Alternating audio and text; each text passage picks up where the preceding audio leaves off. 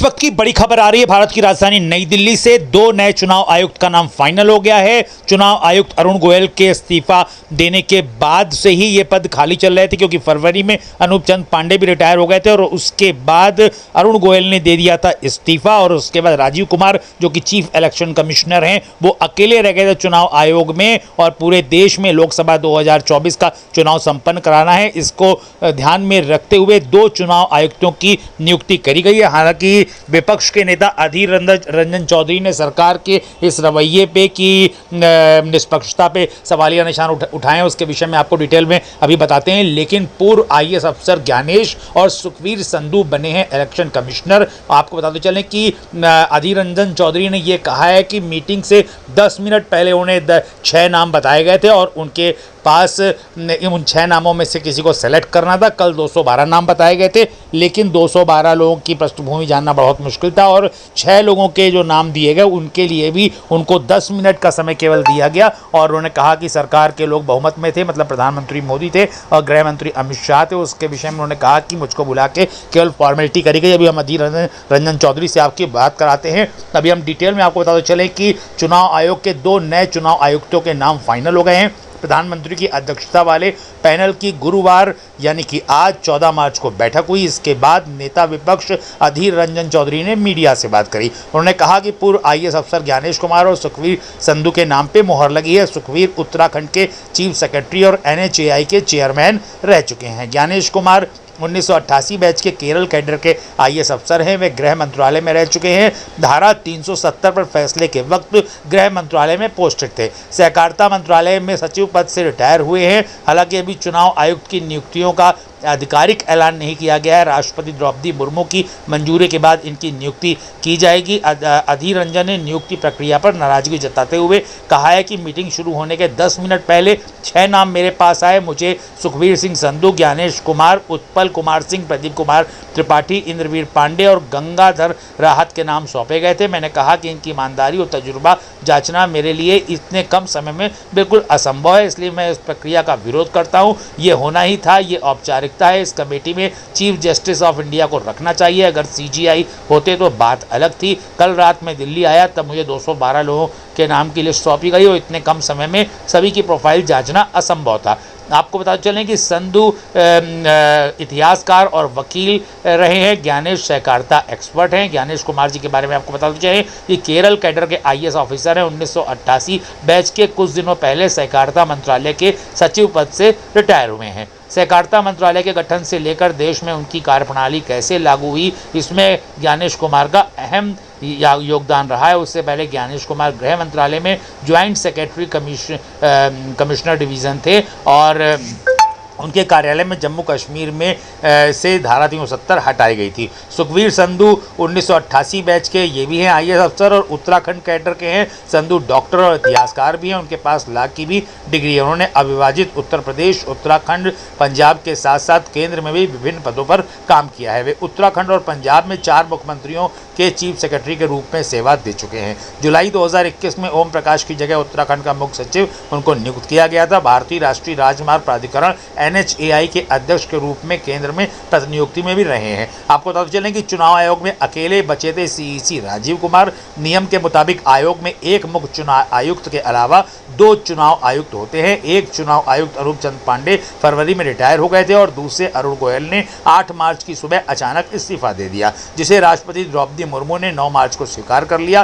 3 सदस्यीय चुनाव आयोग में CEC राजीव कुमार ही अकेले बचे थे और बिल्कुल सामने है लोकसभा चुनाव 2024। राजीव कुमार और अरुण गोयल के बीच मतभेद की भी खबरें आई थी। अरुण गोयल मुख्य चुनाव आयुक्त बनने की कतार में थे, क्योंकि मौजूदा CEC राजीव कुमार फरवरी 2025 में रिटायर होने वाले थे। गोयल ने 21 नवंबर 2022 को चुनाव आयुक्त का पद संभाला था। 2025 फरवरी के बाद अरुण गोयल ही होते मुख्य चुनाव आयुक्त, लेकिन उनके अचानक इस्तीफा देने से ये सारे कयास समाप्त हो गए।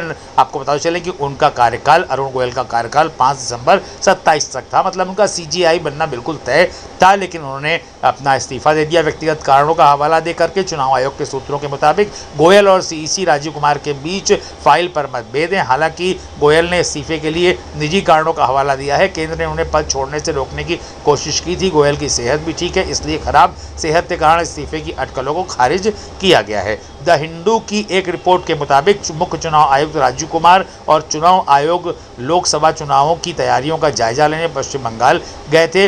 गोयल ने पश्चिम बंगाल में तैयारियों से जुड़ी जानकारी देने के लिए कोलकाता में प्रेस कॉन्फ्रेंस में शामिल होने से इनकार कर दिया था। सूत्रों का कहना है कि दोनों के बीच गंभीर मतभेद हो गए थे। इसके बाद 5 मार्च को राजीव कुमार ने अकेले ही प्रेस कॉन्फ्रेंस करी थी और कहा कि खराब सेहत के चलते गोयल दिल्ली लौट गए हैं। अरुण गोयल के इस्तीफे के बाद 3 सदस्यीय चुनाव आयोग में केवल सीईसी राजीव कुमार ही रह गए हैं। इससे पहले अनूप पांडे 15 फरवरी को चुनाव आयुक्त पद से रिटायर हुए थे। पांडे के रिटायरमेंट के बाद से ही चुनाव आयोग में एक पद खाली था। गोयल 1985 बैच के पंजाब कैडर के रिटायर्ड आईएएस अधिकारी हैं। उन्होंने 18 नवंबर 2022 को सचिव के पद से वीआरएस लिया था हैवी उद्योग के डिपार्टमेंट से। इसके एक दिन बाद ही वो चुनाव आयुक्त बनाए गए थे। गोयल के इस्तीफे पर क्या बोला था विपक्ष, उसके बारे में बताते चले। मल्लिकार्जुन खड़गे जो कि कांग्रेस के अध्यक्ष हैं, उन्होंने कहा कि इलेक्शन कमीशन या इलेक्शन ओमिशन लोकसभा चुनाव से पहले ऐसा क्यों? हमने स्वतंत्र संस्थाओं का खत्म किया जाना नहीं रोका तो लोकतंत्र पर तानाशाही कब्जा कर लेगी। वहीं केसी वेणुगोपाल जो कि कांग्रेस के नेता हैं, उन्होंने कहा कि ईसीआई जैसी संवैधानिक संस्था में बिल्कुल भी पारदर्शिता नहीं है। केंद्र सरकार उन पर दबाव डालती है। 2019 में चुनाव के दौरान तत्कालीन आयुक्त अशोक लवासा ने आदर्श आचार संहिता के उल्लंघन मामले में पीएम मोदी को क्लीन चिट देने पर असहमति जताई थी। बाद में उन्हें लगातार पूछताछ का सामना करना पड़ा था। कपिल सिब्बल ने जो कहा है, आपको बताते चलें, राज्यसभा सांसद हैं। उन्होंने कहा कि गोयल के इस्तीफे का कारण का अनुमान तो नहीं लगा सकते हैं हम, लेकिन जाहिर तौर पर कुछ मतभेद हैं।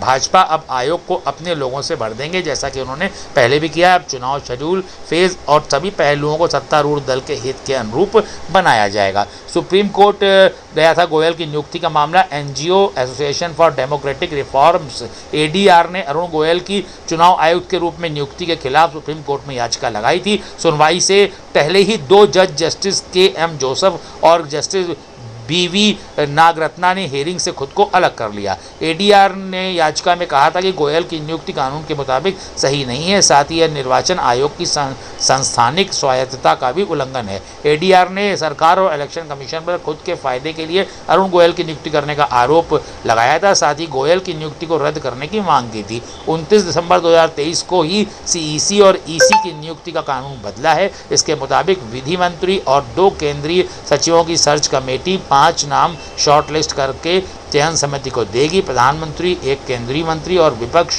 के नेता या सबसे बड़े विरोधी दल के नेता की 3 सदस्यीय समिति एक नाम तय करेगी। राष्ट्रपति की मंजूरी के बाद नियुक्ति होगी। 2019 के चुनाव के बाद लवासा ने दिया था इस्तीफा। अशोक लवासा ने अगस्त 2020 में निर्वाचन आयुक्त पद से इस्तीफा दे दिया था। उन्होंने 2019 के आम चुनाव में निर्वाचन आयोग द्वारा आदर्श आचार संहिता के उल्लंघन के कई निर्णयों पर असहमति जताई थी। आपको बताते चलें कि चुनाव आयुक्त के लिए अपनाई जाने वाली प्रक्रिया पारदर्शी नहीं है। संविधान के अनुच्छेद 324(2) के अनुसार चुनाव आयुक्तों की नियुक्ति राष्ट्रपति करते हैं। चूंकि राष्ट्रपति प्रधानमंत्री और मंत्रिपरिषद की सलाह से बंधे हैं, ऐसे में चुनाव आयुक्त की नियुक्ति पूरी तरह से सरकार का फैसला होता है। पिछले साल मुख्य चुनाव आयुक्त अरुण गोयल की नियुक्ति विवादों के घेरे में रही थी। तब सुप्रीम कोर्ट ने मामले की सुनवाई करते हुए कहा था कि चुनाव आयुक्त की नियुक्ति की फाइल बिजली की रफ्तार से क्लियर की गई। जिस दिन एप्लीकेशन आती है उसी दिन क्लियरेंस दे दी जाती है और प्रधानमंत्री भी नाम को मंजूरी दे देते हैं। ऐसी क्या अर्जेंसी थी जो सारा काम एक दिन में ही करके नियुक्ति दे दी गई? इस विवाद से जुड़ी और भी बहुत सारी बातें हैं जो आपको अगले बुलेटिन में बताएंगे। अभी आइए सुनते हैं कि अधीर रंजन चौधरी क्या कह रहे हैं। बड़ी खबर भारत की राजधानी नई दिल्ली से।